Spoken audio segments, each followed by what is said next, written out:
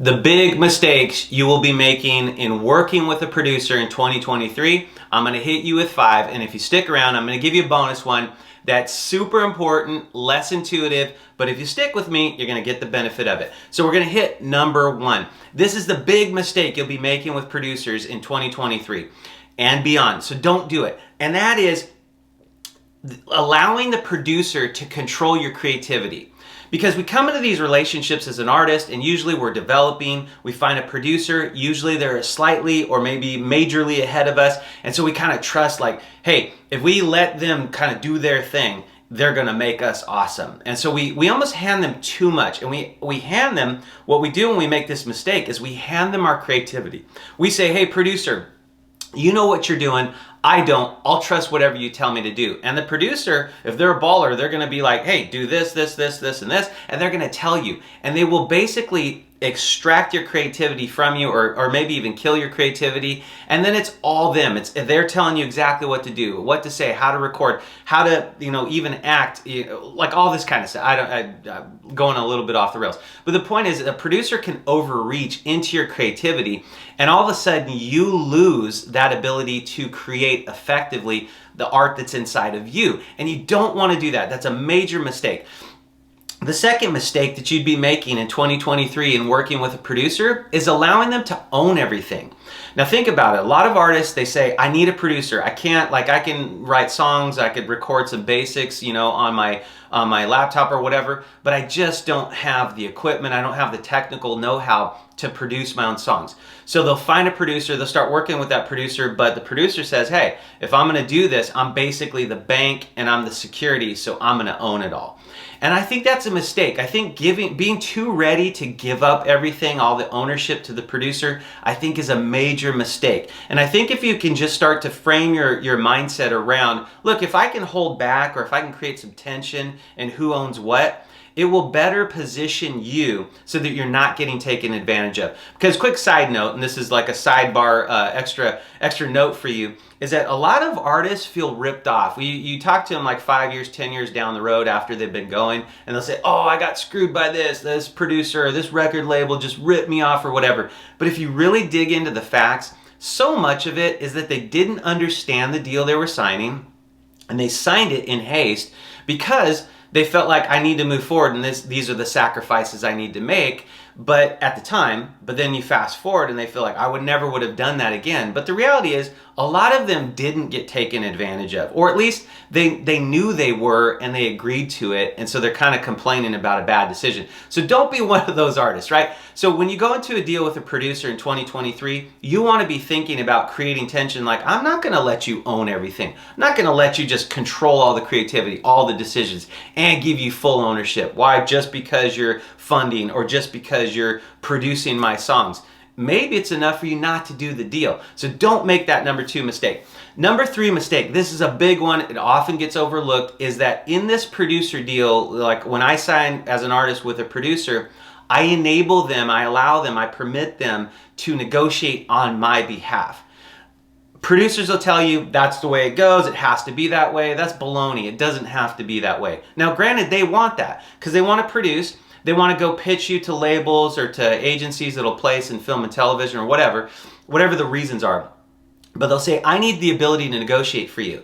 What they're really saying is you lack the expertise, you lack the contacts, you lack the experience to understand the negotiations, and I'm the professional here and you're not. So let me negotiate, otherwise you're going to blow the deal. But oftentimes what's behind that is that they're afraid you're going to cut them out. They're afraid you're going to take a deal that isn't as favorable to them. So they want to be in the power position to negotiate on your behalf. And fundamentally, I'm against that. I'm opposed to that. Now, granted, if you're a completely unknown artist and you have a really good producer that's honest, has integrity, and has contacts, and they produce some tracks, you want their negotiating power and prowess. You want that enlisted, right? So you want to enable that. But you always want that subject to kind of your involvement, your oversight. You do not want a producer negotiating for you without you sitting at the table. So do not make that mistake. The fourth mistake that I'm seeing I don't want you to make this in 2023, is enabling in your contract with your producer that you can't get a record deal without this producer being a part of it. So all of a sudden, instead of it's like I'm the artist or I have a band, we're getting a record deal, now all of a sudden you have this producer. Well, what if the label doesn't like the producer? Label likes you, likes your music, likes your vibe, wants to put you on tour, but now they can't unless they take the producer along with you. Now, you may be saying, hey, I owe it to my producer, that's only fair, but I think it's a major mistake to make it a condition of your record deal. What'll happen is it'll hamstring your ability to negotiate, and what usually happens in that scenario is you'll have to get your producer bought out. So your producer's thinking about this, I guarantee. You are not. So your producer say, hey, don't worry about it. You know, we can always get bought out. Labels do that all the time. Sure, they do. But that comes out of your pocket at the end of the day. So let's say in order to remove the producer from your record deal, they have an override percentage, meaning the producer gets a piece of your pie moving forward. Well, that's less money in your pocket, or it's more to recoup out of your pocket, right? Or it's just a straight up buyout. And they say, hey, we'll pay our producer 20 grand to get out of this deal. Well, that 20 grand is gonna be recoupable. So when you get into these deals with your producer, do not make it a condition that they are part of that record deal, or that your ability to get a record deal is conditioned on them being a part of it. That's a major mistake. The fifth mistake you'd be making in 2023 with a producer is getting too far in debt with that producer. Now, producers tend to have their own studio, their own equipment, their own time, their own staff, all that kind of stuff. But what'll happen is they may bill at standard studio rates. So let's say they, if a random person walked in and they say, hey, studio rentals, 50 bucks an hour, whatever, I'm making this up. But on paper, they can argue that it's 200 bucks an hour. I guarantee you, when it comes to budget time, you're getting the 200 bucks an hour studio rate because you're not a disinterested third party that needs to rent a studio. You're paying the premium rates. And so all of a sudden, your budget expands and expands. Oh, it's a $70,000 record when it could have been a $25,000 record because you're getting charged maximum rate. And it's not a disinterested like transaction where a producer's paying for like an independent contractor, an engineer, for example, and paying them 40 bucks an hour, or hiring a studio musician and paying them 25 bucks an hour, 150 bucks an hour. They're billing you at full rate. So what happens is, and they're telling you, hey, it doesn't matter. I'm funding this.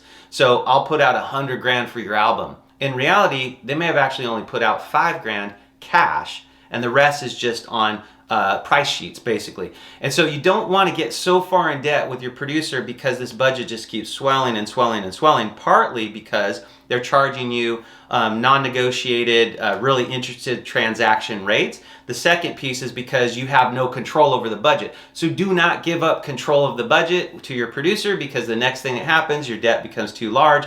Basically, your producer can, let's say say it's a $75,000 album they've produced, they will be able to recoup all of that before you will ever see a dime. And what happens is, if you get into a record deal, you get an advance, you may have to use that advance to pay your producer before anything else can happen. So you're basically starving while everyone else is getting paid. So when you work with a producer, you have to make sure you are not just handing over where you take all the risk and the burden and they take all of the potential upside. Cannot do that. So I'm going to give you a bonus I talked about. This is, given what I've just said, all those 5 mistakes you could be making, you're probably thinking, well, then why would I work with a producer? Here's your bonus.